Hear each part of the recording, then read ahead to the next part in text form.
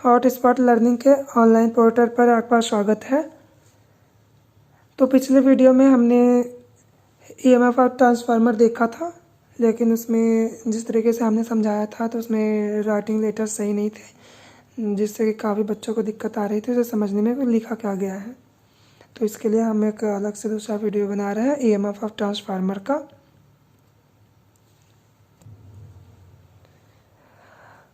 Sinusoidal wave form equation of flux.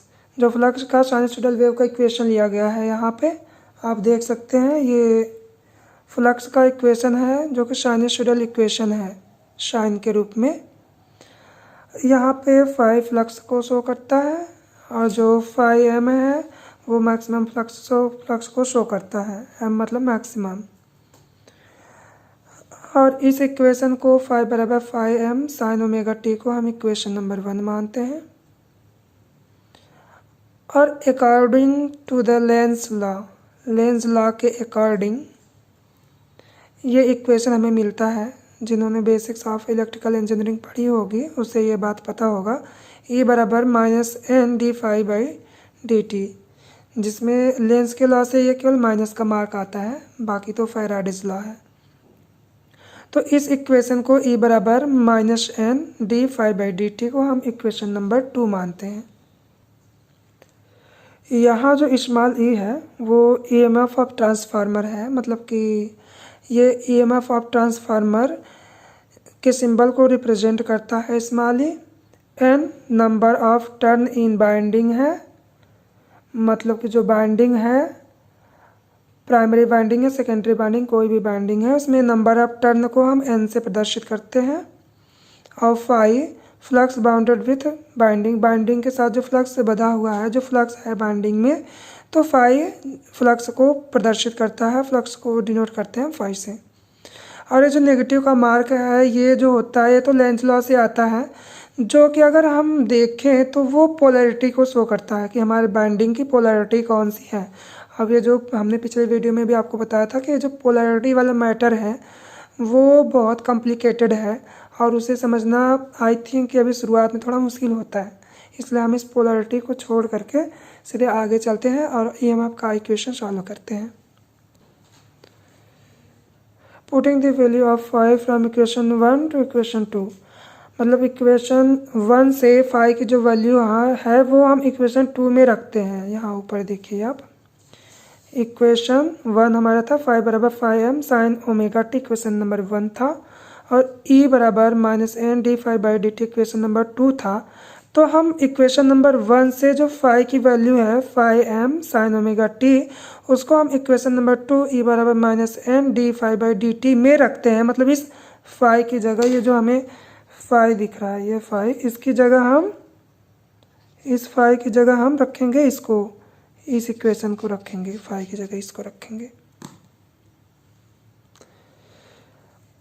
अब हमें equation 1 और इक्वेशन 2 की सहायता से हमें जो इक्वेशन प्राप्त होता है वो ये है, E बराबर -n d by D T of phi M sine omega t.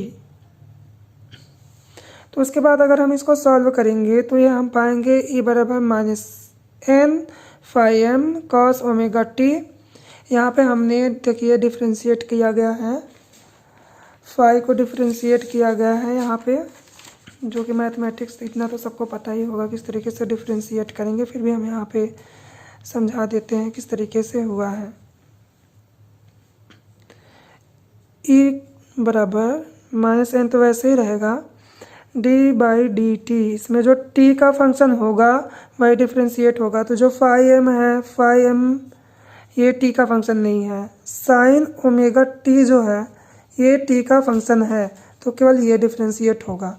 तो ये हो जाएगा E बराबर -n, ये t का फंक्शन नहीं है तो ये बाहर निकल जाएगा, और ये t का फंक्शन है तो ये डिफ्रेंशिएट होगा साइन ओमेगा टी। हम साइन ओमेगा टी को डिफ्रेंशिएट करेंगे तो यहाँ मिलेगा E बराबर -n फाई एम, इसको साइन को डिफ्रेंशिएट करते हैं तो क्या आता है कॉस, और इसका जो एंगल है वो रहेगा ओमेगा टी। फिर उसके बाद ये जो ओमेगा टी है इसका जो एंगल है कॉस का, ओमेगा टी भी टी का फंक्शन है, तो मैथमेटिकली जो है वो तुम्हें पता ही होगा कि इसका फिर से एक बार और डिफ्रेंसिएशन होगा, तो ओमेगा टी का एक बार और होगा।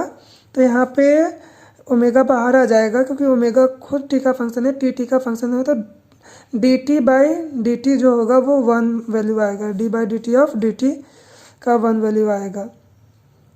माइनस एन ऐसे ही रहेगा, माइनस एन ऐसे ही रहेगा, फाई एम आ जाएगा और कॉस ओमेगा टी जो आया वैसे रहेगा। अब इसका जो डिफ्रेंसिएशन हुआ है ओमेगा टी का, ओमेगा में टी का कोई फंक्शन है नहीं तो ओमेगा बाहर आ जाएगा और टी क्या हो जाएगा, D by D T of T.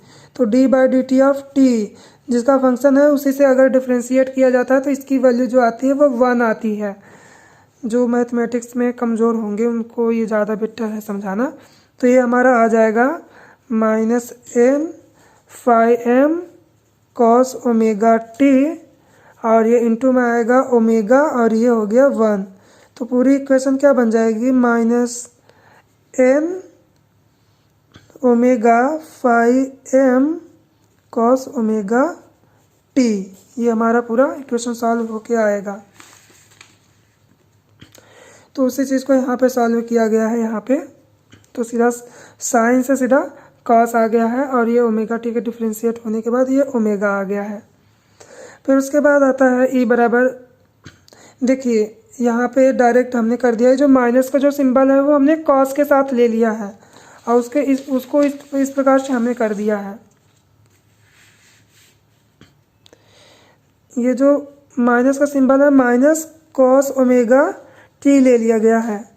तो जो नीचे वाले में ये देखिए यहाँ पे जो माइनस था उसको हम इसके साथ ले लिए इस तरीके से जैसे ये है। तो हमारा जो ये आया इसकी वैल्यू होती है इसके बराबर साइन ओमेगा टी माइनस 90 इसके बराबर होती है। तो इसकी जगह हम इसको रख देते हैं, इस इक्वेशन को रख देते हैं। तो देखिए माइनस को कॉस के साथ लेते हैं और इस पूरे को रिप्लेस करते हैं, मतलब माइनस और कॉस ओमेगा टी को रिप्लेस करके हम सीधा यहाँ रख देंगे साइन ओमेगा टी माइनस 90 को।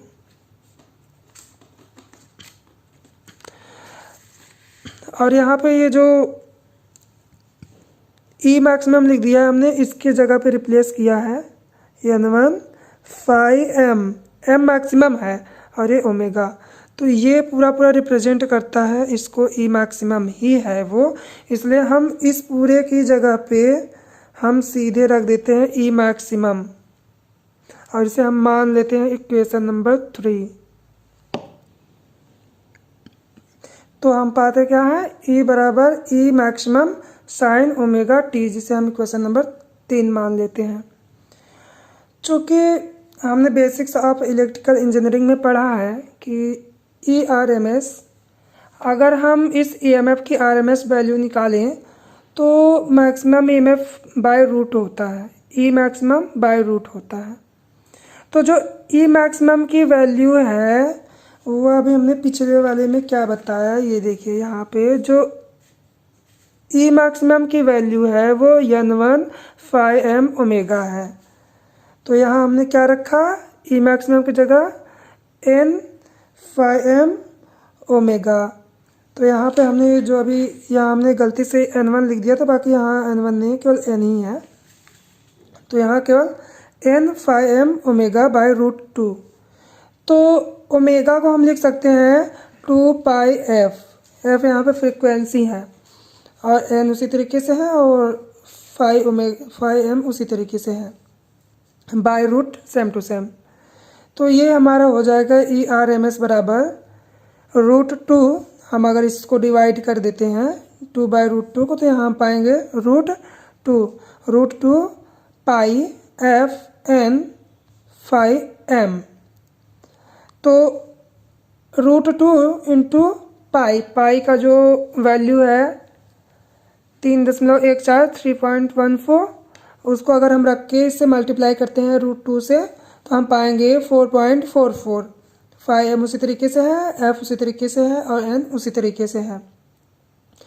तो हमारा पूरा इक्वेशन आ जाएगा ERMS बराबर 4.445 एम एफ एन।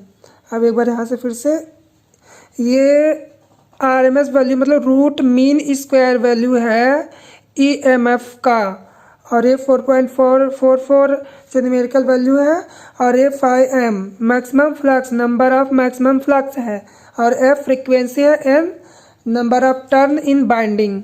अभी कौन सी बाइंडिंग है ये हम आगे देखते हैं कि बस ये number of turn in binding primary binding में हो सकता है, सेकेंडरी बाइंडिंग में हो सकता है। अब ये जो n है ये प्राइमरी बाइंडिंग भी हो सकता है और सेकेंडरी बाइंडिंग भी हो सकता है। अगर प्राइमरी बाइंडिंग में हम N1 लें और सेकेंडरी बाइंडिंग में N2 लें, तो हमने ये तो आपको पता ही होगा, जो कि हमने पिछले वीडियो में बताया था कि जो प्राइमरी बाइंडिंग पर EMF होता है उसे सेल्फ इंड्यूस्ड EMF कहते हैं, और जो सेकेंडरी बाइंडिंग पे EMF होता है उसे म्यूचुअल इंड्यूस्ड EMF कहते हैं। तो आगे देखिए, फॉर सेल्फ इंड्यूस्ड EMF और EMF ऑफ फर्स्ट बाइंडिंग मतलब प्राइमरी बाइंडिंग, फर्स्ट बाइंडिंग या प्राइमरी बाइंडिंग, और इसी को ही कहते हैं self induced EMF। Self induced EMF कहिए, चाहे फर्स्ट बाइंडिंग EMF या प्राइमरी बाइंडिंग EMF कहिए। अगर हम इसको E1 से डिनोट करें तो हमारा आएगा E1 बराबर, पिछले वाले इक्वेशन से जो हमारे मेन इक्वेशन आया था, E1 बराबर 4.44। जो मैक्सिमम फ्लक्स है वो उतनी ही रहनी है, वो तो चेंज होगा नहीं, फ्रीक्वेंसी चेंज होगी नहीं, क्या चेंज होगा, नंबर ऑफ टर्न। तो प्राइमरी बाइंडिंग में नंबर ऑफ टर्न हमने N1 लिया था, तो नंबर ऑफ टर्न यहाँ N1 लिख देते हैं, N1।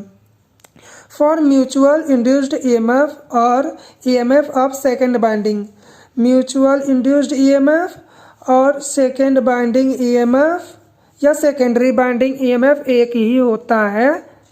तो अगर हम सेकेंडरी बाइंडिंग EMF को E2 लिखें तो उसका इक्वेशन बनेगा 4.44, 5m वही रहेगा, ये चेंज नहीं होता, फ्रिक्वेंसी चेंज नहीं होती, नंबर ऑफ टर्न जरूर चेंज हो जाती है, इसलिए यहाँ पे N2 लिया गया है। जो हमारा स्टैंडर्ड इक्वेशन था, जो हमारा स्टैंडर्ड इक्वेशन ये था, ये हमारा स्टैंडर्ड इक्वेशन था, तो इसमें ना E1 लिया गया ना E2 लिया गया, ना N1 ना N2। अगर हम यहाँ E1 रखे तो यहाँ भी 1 रख देंगे, यहाँ 2 रखे तो यहाँ भी 2 रख देंगे, और हमारा ये दोनों इक्वेशन आ जाएगा। एक ये वाला इक्वेशन हमारा आएगा और एक ये वाला इक्वेशन आ जाएगा। अगर हम दोनों इक्वेशंस को एक दूसरे से डिवाइड कर दें तो ये देखिए 4.44 से कटेगा, 5m से कटेगा, फ्रीक्वेंसी से कट जाएगा, तो क्या बचेगा, N1/N2। तो E1/E2 बराबर होगा N1/N2। और इसी को हम कहते हैं ट्रांसफार्मर रेशियो, जिसमें हम लोग I को भी इंक्लूड कर देते हैं। तो ये जो अधिकांशतः लोग देखते हैं तो ऐसा लिखा रहता है, E1/E2 बराबर N1/N2। और ये जो करंट वाला होता है वो उल्टा हो जाता है, I2/I1। इस पूरे को भी कहते हैं ट्रांसफार्मर रेशियो, इस पूरे को भी ट्रांसफार्मर रेशियो कहते हैं। अब हम देखते हैं graph between phi and E। Phi मतलब फ्लक्स, E मतलब EMF।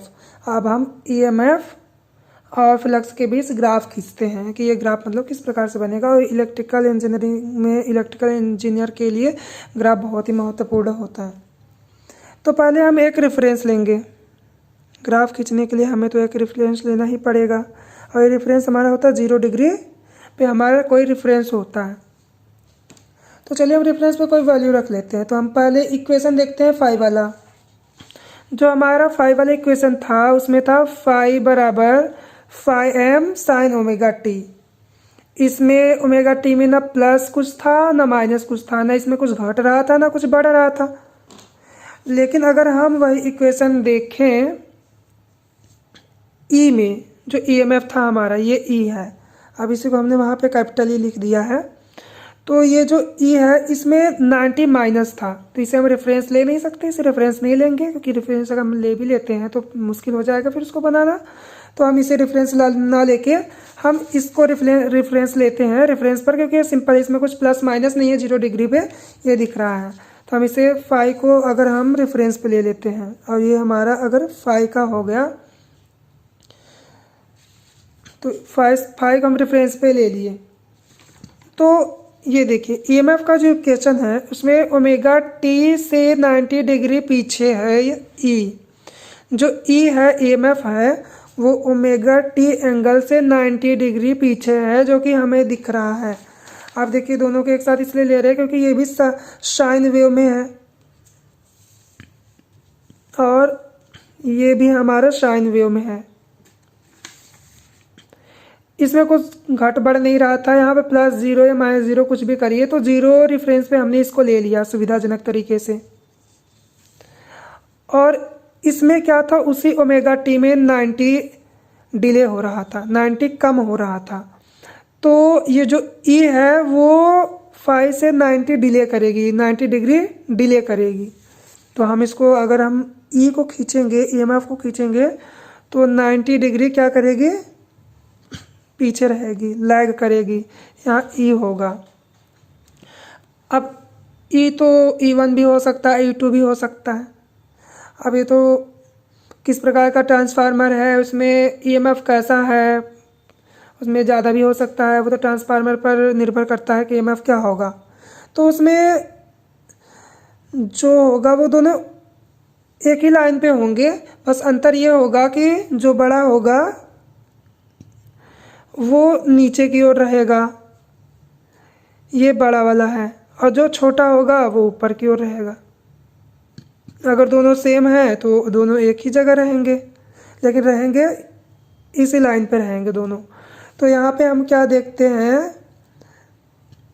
कि ट्रांसफार्मर में फ्लक्स और ईएमएफ के बीच में क्या रिलेशन आता है, तो हम ये कहेंगे कि ईएमएफ जो है वो 90 डिग्री लैग करता है फ्लक्स से।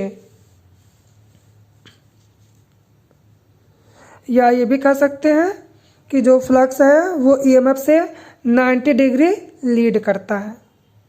तो ये जो है वो अपने लैंग्वेज में आप लिख लेंगे, बाकी इस ग्राफ को याद रखेंगे, ये 90 डिग्री लीड या लैग का है।